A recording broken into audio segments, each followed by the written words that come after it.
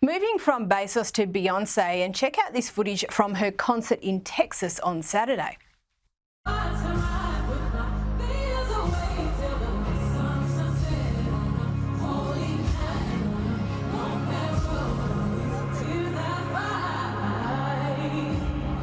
Stop.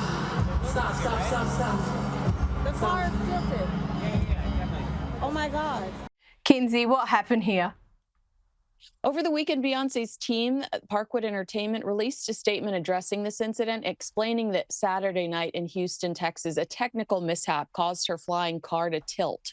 She was quickly lowered and no one was injured. The show continued without incident. I mean, it was, whether you like Beyonce or not, it was a pretty decent display of Beyonce's professionalism because she returned to the main stage and finished the performance without skipping a beat. Yeah, good on her. And I suppose the more that these sorts of music performances become almost acrobatic performances, the more that these sorts of things can potentially go wrong. But I totally agree with you.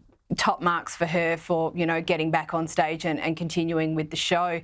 Now, the Beckham family rift, well, that's something that's been very well documented, and we know that Brooklyn missed David's 50th birthday, but apparently he was celebrating his father-in-law's birthday. It doesn't look like things have softened, Kinsey. I know, and this does not look great because David Beckham has been in the hospital after he underwent a surgery on his wrist. Victoria's posting pictures of David in the hospital, and Brooklyn's posting birthday wishes to his father-in-law after ignoring his dad. Brooklyn and Nicola act like they were raised by wolves and not one of the most famous power couples in the world. I'm sorry, but if your dad is David Beckham and your mom is Posh Spice, maybe show a little gratitude instead of throwing bratty shade. The entitlement is exhausting. The entitlement is exhausting, and I suppose, Kinsey, we've seen the kind of parallel with Harry and the royal family, but where do you think that this family rift will end up going? Do you think it's something that's going to sort itself out? I do think it's something that will sort itself out because Nicola's family is likely not going to continue to bankroll these people. I mean, Brooklyn goes on TV in the United States and makes grilled cheese sandwiches. They realistically have to find careers for themselves. I don't think Nicola's family will continue to be their piggy bank, and Brooklyn's going to have to go crawling back to mommy and daddy. Yeah, well, again, the parallels are stark there, aren't they? On to Prince Harry, speaking of, he made some comments this week that in 2018, Meghan was the most trolled person in the world. The digital world was so important to us is because my wife in 2018 was the most trolled person in the world. There was a lived experience in that. Now, this conference was meant to focus on the mental health impacts of social media on children, a very worthy cause, absolutely no objection from me. Couldn't he just have focused on the kids?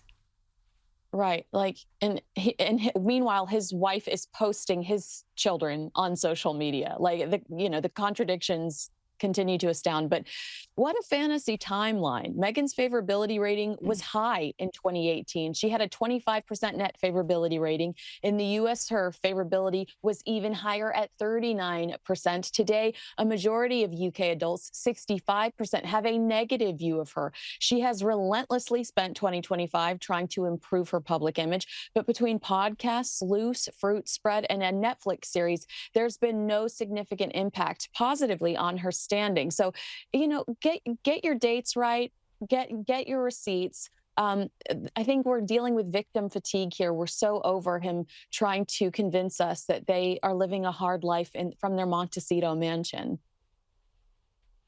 And I don't think he's helping himself from the point of view that we all remember the great failure that was the World Privacy Tour. And now all of a sudden Meghan is everywhere.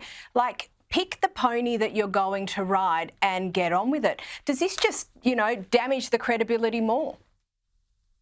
I do think it damages their credibility more because it completely contradicts what we have seen and what we know to be true. But this is just what we've come to expect from them. I think that there is such an oversaturation right now that the normal people are tuning them out. And that's not going to be beneficial to Meghan's as ever brand, but she's done it to herself. One day she's saying she's going to hit pause so she can reevaluate the brand. 48 hours later, she's announcing a restock. This yo-yo mentality is not a way to run a business. No, and the whiplash definitely does not give, your investors or people wanting to support your business that much confidence that you're full throttle on doing that. Now, back still on the royal family, but over in the UK, in a reception at Buckingham Palace this week for the King's Trust, and reality TV star Jamie Laing and his wife Sophie filmed a video appearing to mock Harry and Meghan's twerking video. They then posted it on social media. Let's have a look. Pregnant for way too long. I tell the DJ turn it off. Turn it off. If she a baby mama, she gon' do that baby mama. And it received this cheeky response from the official royal family Instagram account. Kinsey, obviously a bit cheeky filming in the palace when you're not supposed to, but I think most people would see the funny side to this, wouldn't they? No, I thought it was so cute. I thought it was funny. It got a lot of great press for the King's Foundation, which does incredible work. I could just see, and I know I'm making this up, but I love to imagine Queen Camilla behind the keyboard typing the winking emoji, knowing exactly what she's doing. I mean, they've got a social media team member did that, but it's so much more fun to imagine Queen Camilla behind the keyboard. Having a little giggle to herself as she posted that comment. We can only wish that is actually how it happened. Thank you so much, Kinsey Schofield.